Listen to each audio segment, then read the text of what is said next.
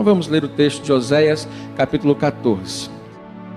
Volta, ó Israel, para o Senhor teu Deus, porque pelos teus pecados estás caído. Tende convosco palavras de arrependimento e convertei-vos ao Senhor. Diz ele: perdoa toda iniquidade, aceita o que é bom, e em vez de novilhos, os sacrifícios dos nossos lábios. A Assíria já não nos salvará. Não iremos montados em cavalos, e não mais diremos à obra das nossas mãos: tu és o nosso Deus. Por ti o órfão alcançará misericórdia. Curarei a sua infidelidade. Eu de mim mesmo os amarei, porque a minha ira se apartou deles. Serei para Israel como o orvalho. Ele florescerá como o lírio e lançará as suas raízes como o cedro do Líbano. Estender-se-ão os seus ramos, o seu esplendor será como o da oliveira, a sua fragrância como a do Líbano. Os que se assentam de novo à sua sombra voltarão.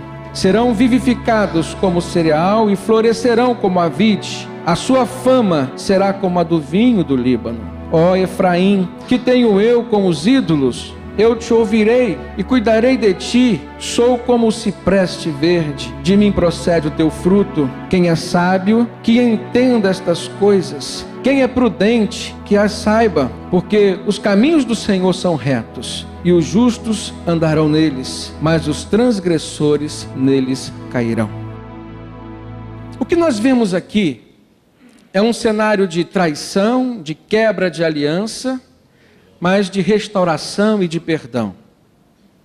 O povo de Israel traiu a aliança que tinha feito com seu Deus, se esfriou, caiu em pecado. Esse pecado os levou à desgraça. O profeta Oséias, ele é antes do período do exílio na Babilônia. E existe dois momentos marcantes na vida do povo de Israel. O primeiro deles, e o mais importante, foi o momento da vinda de Jesus. Esse é incontestável.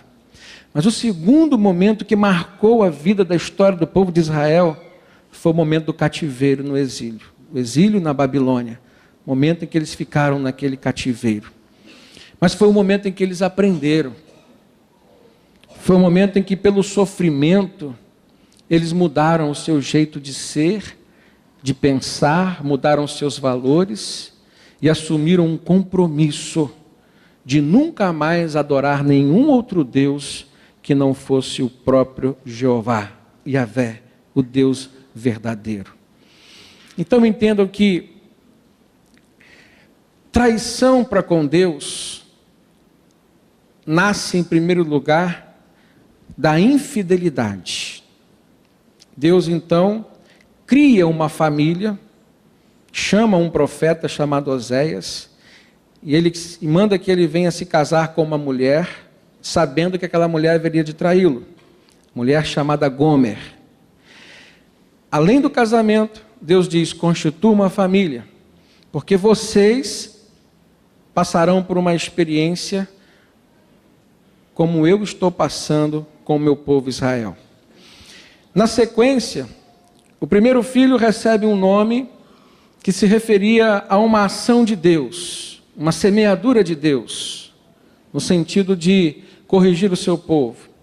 O segundo filho, ou filha, recebe um nome que diz respeito a uma cessação da parte de Deus com relação à sua compaixão, à sua misericórdia e o seu perdão, que ele sempre estava disposto a dar por meio da graça. O terceiro filho recebe o nome Lo-Ammi, que significa não meu povo, dizendo que Deus haveria de, por algum instante, deserdá-los, desconsiderá-los como herdeiros. Mas é interessante que o sofrimento que aquela família viveu, e viveu na pele a dor que eu tenho certeza que nenhum de nós gostaríamos de viver, mas eu sei que há pessoas que estão aqui que já vivenciaram essa dor. É uma dor que já pré-existia no coração de Deus, todas as vezes que o seu povo procurava outros deuses para si. Existe a prostituição espiritual, que no Antigo Testamento é comum nós olharmos nos livros dos profetas.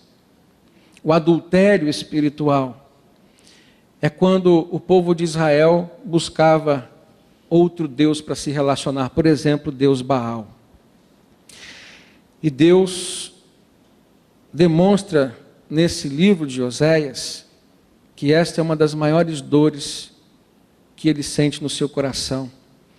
E nós podemos sentir com Oséias o que ele e seus filhos sentiram pela atitude imoral da sua mãe. Então fica uma lição, ou várias lições para a nossa vida. Aquilo que nós fazemos hoje traz consequências ou imediatas, ou a médio ou a longo prazo na nossa vida. E há coisas que nós não devemos fazer, como por exemplo, brincar com os sentimentos de Deus. E também não devemos brincar com os sentimentos das pessoas. E Deus demonstra aqui a sua insatisfação. E Ele mostra que a traição ou a quebra de aliança que estava acontecendo em primeiro lugar no campo espiritual do seu relacionamento com Israel, é também uma quebra de aliança que às vezes acontece entre os filhos de Israel, entre nós. Eu tenho certeza que eu estou falando hoje aqui para pais, para mães, para chefes de lar, para donas de casa, para maridos, para esposas. Eu tenho certeza que a dor que nenhum de nós gostaríamos de sentir é a dor da traição. E muitas pessoas passam e suportam diversos outros tipos de dores. Muitas pessoas suportam dores, por exemplo, pela escassez financeira, pela escassez material. Muitas pessoas superam a dor, por exemplo, de caminhar durante anos e anos com o outro, diante de uma enfermidade, que possa trazer impossibilidades, por exemplo, até mesmo para o relacionamento. Mas a dor da traição, a dor da infidelidade, é uma dor que o próprio Deus coloca como sendo algo insuportável na sua vida. E Ele diz, por causa dessa dor que eu estou sentindo, eu vou interromper o meu relacionamento com Israel. Mas Deus faz promessas de restauração. E hoje eu tenho certeza que se há alguém trazendo alguma ferida no seu coração por conta dessa dor, da mesma forma que Deus se manifestou para com o seu povo, abrindo uma possibilidade de uma reconciliação, Deus também pode manifestar na vida de cada um de nós aqui uma porta de esperança, no sentido de haver reconciliação entre famílias e reconciliação entre famílias e o seu Deus.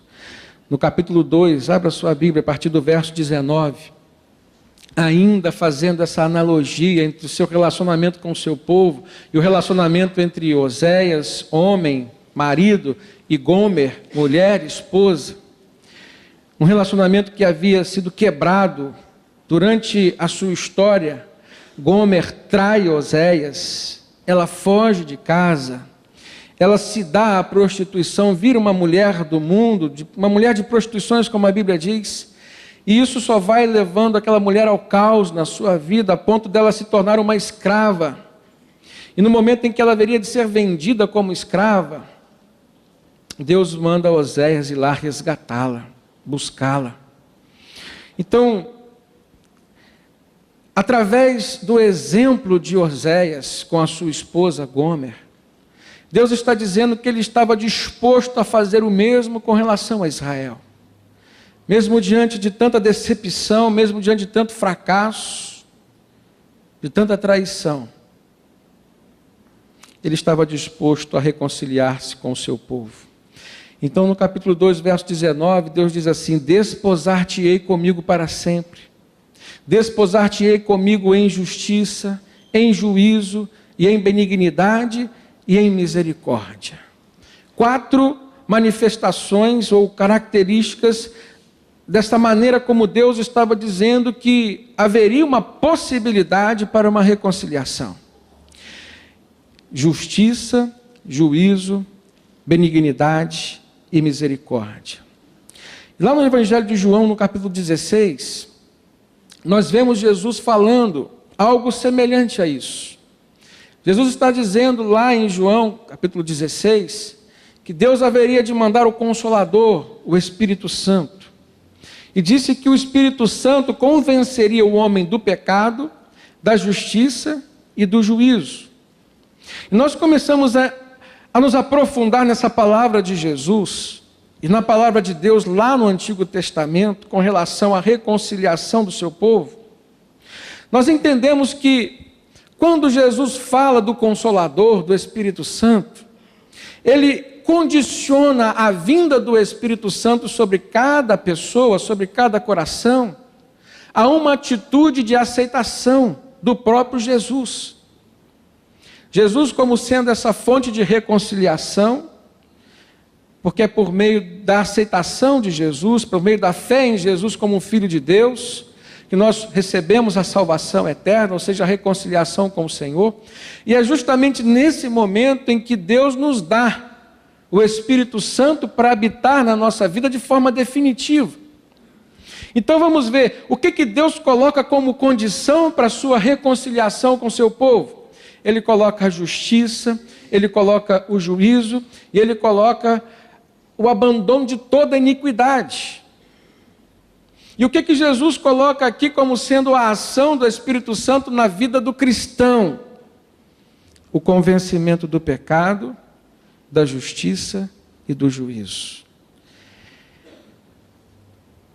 Dessa comparação, nós aprendemos que o cristão, agora vamos olhar como homem, pecadores que somos, não podemos sobreviver dentro de uma aliança eterna com o nosso Deus sem a ação do Espírito Santo na nossa vida. Senão haverá de acontecer conosco o que aconteceu com Israel no passado. Israel se aproximava de Deus, de repente se esfriava naquela relação, tropeçava, caía nos seus pecados, Deus vinha, agia, corrigia, pesava a sua mão sobre Israel, Israel então reaprendia os caminhos do Senhor, retomava a sua aliança com Deus.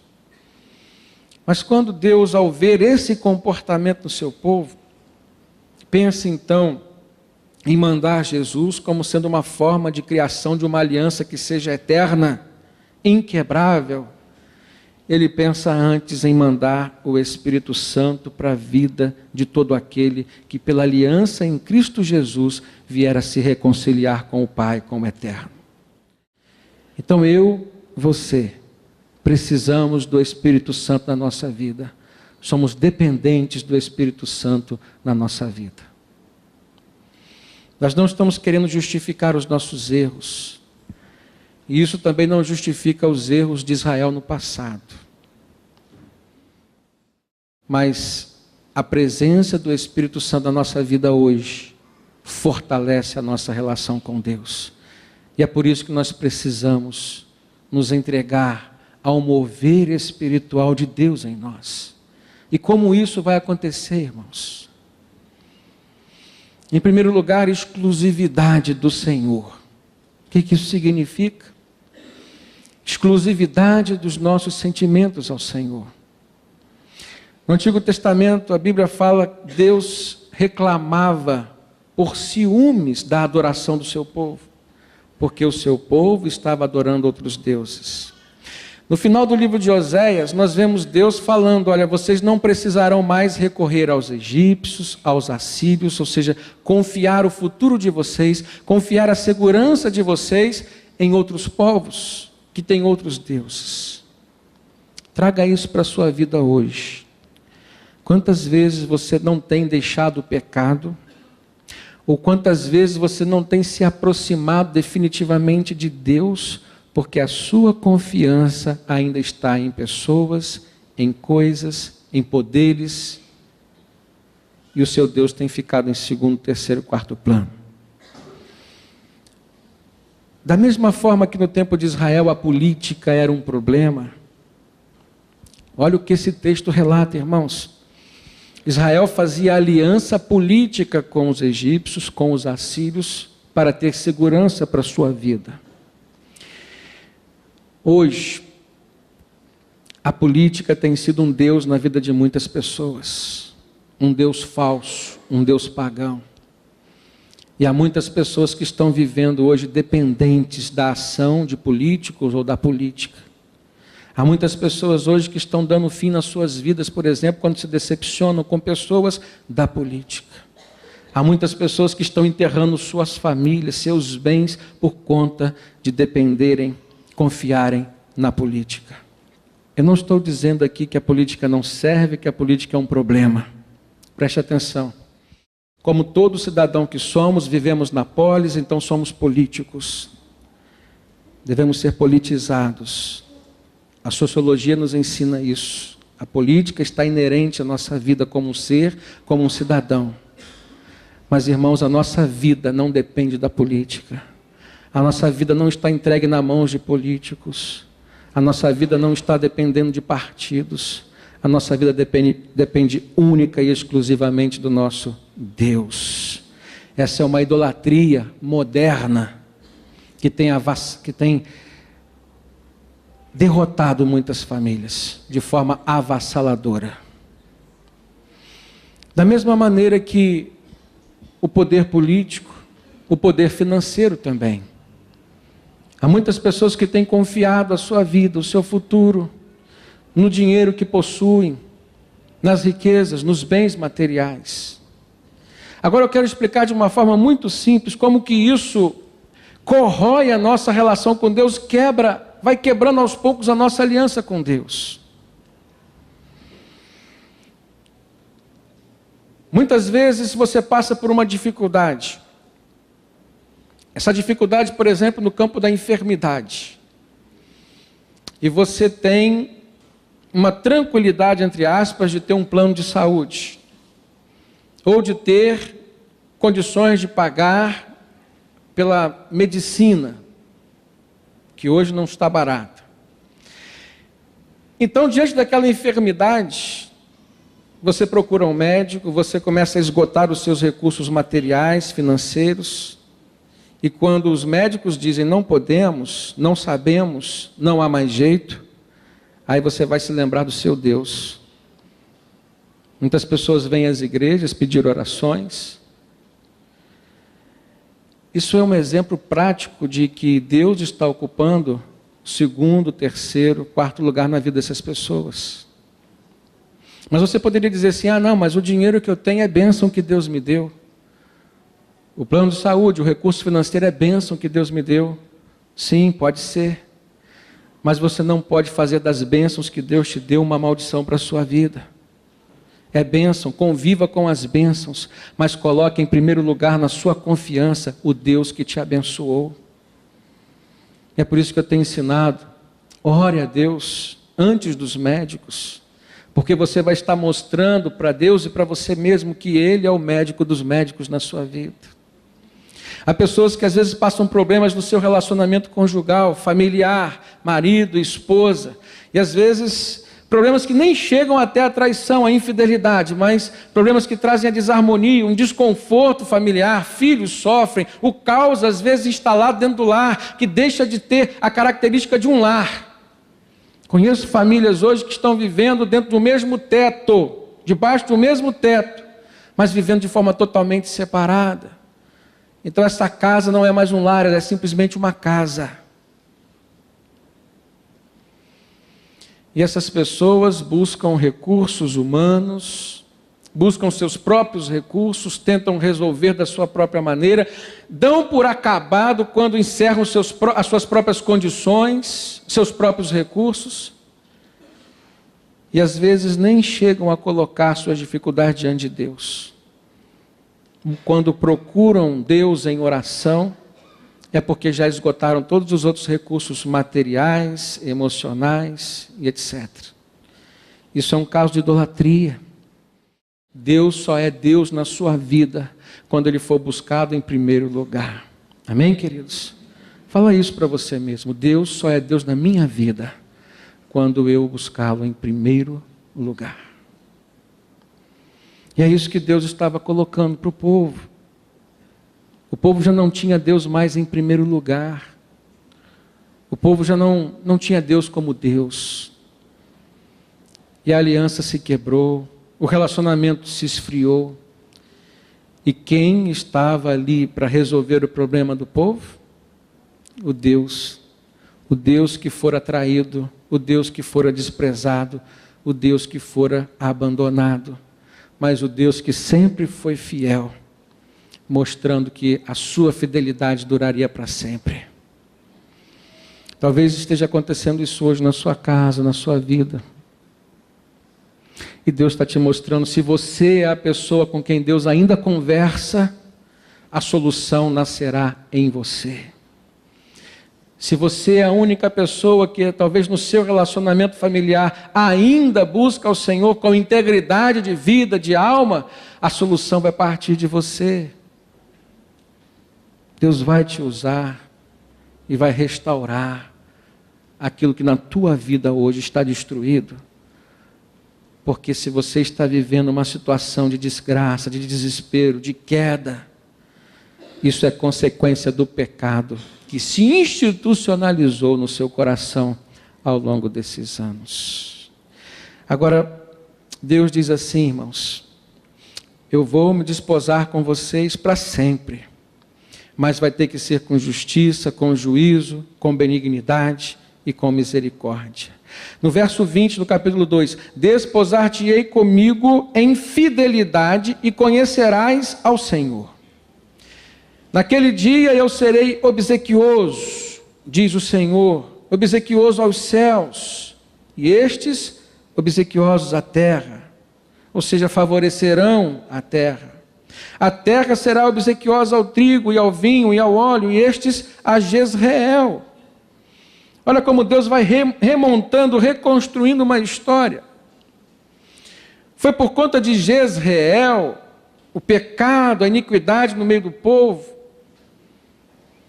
que Deus estava promovendo aquela reconciliação, permitindo uma situação difícil, que seria o cativeiro, que seria o exílio, o que para muitos seria a derrota final. Deus estava permitindo como sendo um meio para o fim da sua história, que era a bênção.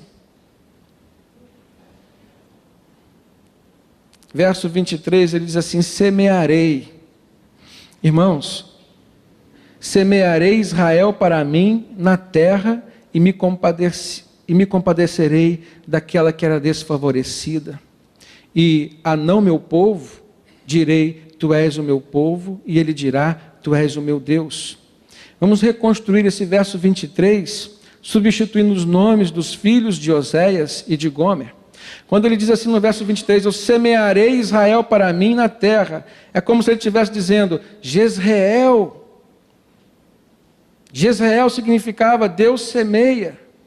Então Deus está dizendo, eu vou agir no meio do meu povo, mas vou agir de forma a retorná-lo para mim.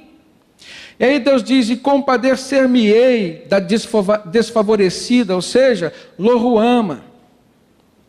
E depois ele diz, a não meu povo, que seria o terceiro filho de Oséias, o Lo-rami, ele está dizendo, eu vou dizer que é o meu povo, e ele me dirá que eu sou o seu Deus.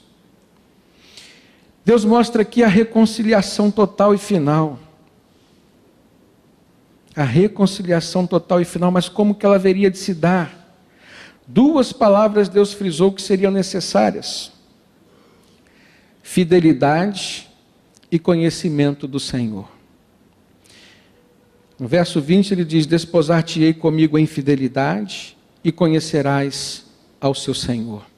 Então, em fidelidade, irmãos, nós olhamos agora o apóstolo Paulo falando no Novo Testamento, 1 Coríntios, capítulo 1, verso 9. Fiel é Deus pelo qual fostes chamados para uma comunhão de seu Filho Jesus Cristo, nosso Senhor. E depois o apóstolo João dizendo, se confessarmos os nossos pecados, Ele é fiel e justo para nos perdoar os pecados e nos purificar de toda injustiça. Por que essa reconciliação só se vai dar por meio da fidelidade? Em primeiro lugar, porque sendo Deus fiel, Ele exige a fidelidade do seu povo. juntamente com a fidelidade de Deus, nós vemos a manifestação de Jesus Cristo na nossa vida, nos dando o Espírito Santo, nos fortalecendo para vivermos em fidelidade. O que isso significa? O pecado que hoje sonda a minha vida por meio da ação do Espírito Santo e debaixo da autoridade do nome de Jesus pode ser derrotado. E somente debaixo da autoridade do nome de Jesus é que ele poderá ser derrotado. Um grande problema. Muitas pessoas estão enquadradas no meio daquelas que querem vencer o pecado pela sua própria força. O que a palavra de Deus está nos mostrando, só venceremos o pecado pela ação do Espírito Santo na nossa vida, que nos fortalece, e pela autoridade do nome de Jesus, que decreta a derrota do diabo sobre todos nós, irmãos. O Antigo Testamento traz a experiência de Sansão, muito forte a experiência de Sansão, porque também foi no campo emocional da sua vida. Um homem que brincava com seu coração. Provérbios diz que nós devemos cuidar do nosso coração, porque dele procede a vida. E Sansão brincou com o sentimento do seu coração, entregou as mulheres até o dia que chegou a Dalila. E Dalila conseguiu extrair dele o seu segredo. Mas antes de extrair o seu segredo, o que Dalila fez na vida daquele homem foi esfriar espiritualmente o seu relacionamento com o seu Deus. Ela foi tomando o lugar de Deus no seu coração. Lição, irmãos, não brinquemos com os nossos corações. E cuidado com as pessoas a quem nós temos entregado o nosso coração. Não entregue seu coração a qualquer um. E nunca deixe de ter Deus em primeiro lugar no seu coração. As consequências são terríveis e danosas. Fidelidade. Fidelidade é isso. É você ter Deus em primeiro lugar na sua vida. Ter confiança no seu Senhor. E ter de forma clara a sua dependência do mover do Espírito Santo, da capacitação do Espírito Santo. E a dependência em fé do nome poderoso de Jesus Cristo. Venceu a morte, está vivo e está aqui entre nós hoje, irmãos. Nós precisamos conviver com esta fé que traz à realidade as coisas que se esperam alcançar. Se você espera alcançar vitória em algum campo da sua vida, seja ele qual for, pela fé em Cristo Jesus, é que essas coisas poderão se tornar realidade na sua vida. E a segunda coisa que Deus fala, deixando claro que seria necessário para a manutenção dessa aliança, é o conhecimento dele. Eu quero encerrar essa palavra mostrando o texto de Oséias, capítulo 4. Abra sua Bíblia, Oséias, capítulo 4, a partir do verso 6. Deus diz assim: o meu povo está sendo destruído, porque lhe falta o conhecimento. Porque tu, sacerdote, rejeitaste o conhecimento, também eu te rejeitarei, para que não sejas sacerdote diante de mim. Visto que te esqueceste da lei do teu Deus, também eu me esquecerei de teus filhos. Quanto mais estes se multiplicam, tanto mais contra mim pecaram. Eu mudarei a sua honra em vergonha. Alimentam-se do pecado do meu povo e da maldade dele têm desejo ardente. Por isso, como é o povo, assim é o sacerdote. Castigá-lo-ei pelo seu procedimento e lhe darei o pago das suas obras. Comerão, mas não se fartarão. Entregar-se-ão à sensualidade, mas não se multiplicarão, porque ao Senhor deixaram de adorar. A sensualidade, o vinho, tiram o entendimento. O meu povo consulta o seu pedaço de madeira, se referindo a estátuas que eles construíam, e a sua vara lhe dá resposta, porque um espírito de prostituição os enganou. Eles, prostituindo-se, abandonaram o seu Deus. Amados, nós precisamos entender a importância do conhecimento para a manutenção da nossa aliança com Deus. O apóstolo Pedro disse assim: antes crescei na graça e no conhecimento do nosso Senhor e Salvador Jesus Cristo. Mas por que, irmãos? Crescer na graça e crescer no conhecimento. Muitas pessoas só querem a experiência. Muitas pessoas só querem receber as bênçãos. Isso é graça, é o mover de Deus sobre as nossas vidas, mesmo sendo nós imerecedores das bênçãos do Senhor. Mas Pedro diz: na graça e no conhecimento, porque é o conhecimento que nos traz sustentação, estabilidade nos momentos das crises das nossas vidas. É o conhecimento do caráter de Deus que nos faz andar segundo os seus princípios.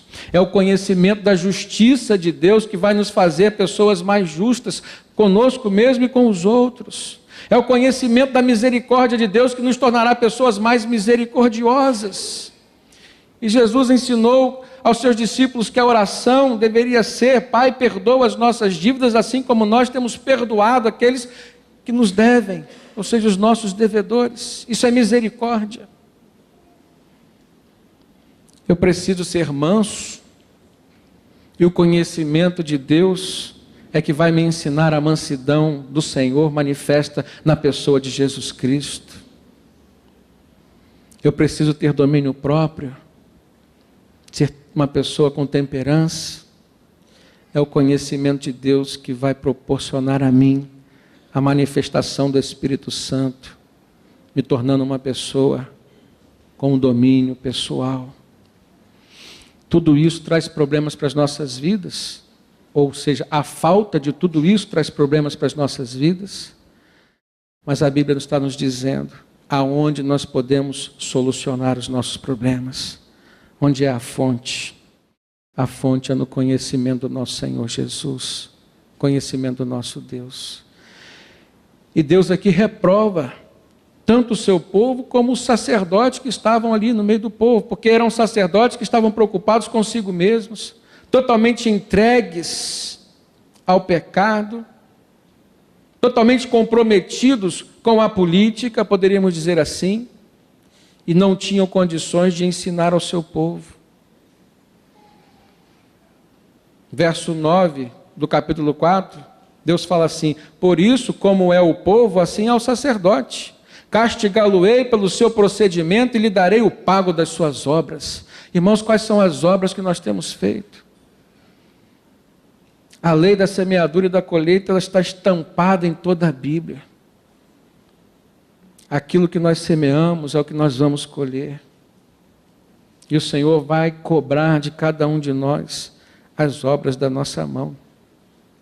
Nessa última palavra de Deus, por meio de Oséias, ele fala da sensualidade, do vinho, que tira o entendimento, ou seja, tira a sobriedade das pessoas. E aí nós olhamos a Bíblia falando: sede sóbrios, vigiai, porque o diabo, vosso adversário, anda ao seu redor bramando como um leão, buscando a quem possa tragar. Existe uma sobriedade do nosso espírito, da nossa alma, que precisa ser zelada e procurada. O apóstolo Paulo diz que nós devemos não nos embriagar com vinho, mas pelo contrário, enchermos o nosso espírito do Espírito Santo, ou das coisas do Espírito Santo, buscando justamente essa sobriedade espiritual. A decisão é nossa, a escolha é nossa, irmãos. Queremos viver nesta aliança, a responsabilidade é nossa. Deus nos visita com oportunidades de reconciliação, mas Ele faz questão. A reconciliação só se dará por meio de Jesus, por meio do caráter de Jesus e por meio da presença eterna do Espírito Santo nas nossas vidas. E onde habita o Espírito Santo não pode habitar pecado. Precisamos zelar pela nossa vida. A graça do Senhor Jesus se manifesta, trazendo salvação a todos nós. Mas nós precisamos entender que para a graça do Senhor Jesus se manifestar, trazendo perdão e salvação, é necessário arrependimento e fé. O povo de Israel pagou a duras penas para se arrepender e para crer que só havia um Deus nas suas vidas. E o que Deus está nos falando hoje, não precisa, irmãos, pagarmos um preço tão caro para nos reconciliarmos com Ele, porque Jesus já pagou esse preço na cruz. Mas nós precisamos demonstrar na nossa mente, no nosso coração, o desejo de vivermos conforme Jesus viveu, conforme Jesus nos ensinou. Que possamos cultivar na nossa vida os mesmos sentimentos que foram cultivados no coração de Jesus Cristo.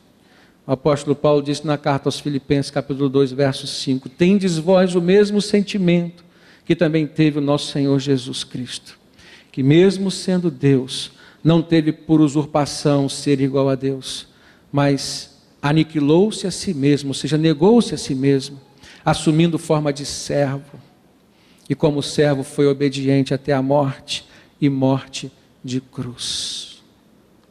Assuma diante de Jesus e diante das pessoas que caminham com você, assuma a sua fé, assuma uma posição de quem vai lutar até o final, pela sua felicidade, pela sua alegria, pelo seu sucesso, pela sua família, mas lutando não pela força física e pessoal, mas lutando pela força de Deus. Lembre-se que o apóstolo Paulo falou, quando eu estou fraco, é quando eu estou forte, porque o poder de Deus é que opera na minha vida. Que possamos ter essa igreja consciente da importância da fidelidade, da importância das ações, daquilo que semeamos, porque o que semeamos nós vamos colher. Que possamos ser conscientes de que temos um Deus que é justo, que possamos viver conscientes de que há uma graça que nos perdoa também, e que somente por essa graça nós poderemos conviver com o Senhor eternamente. Amém?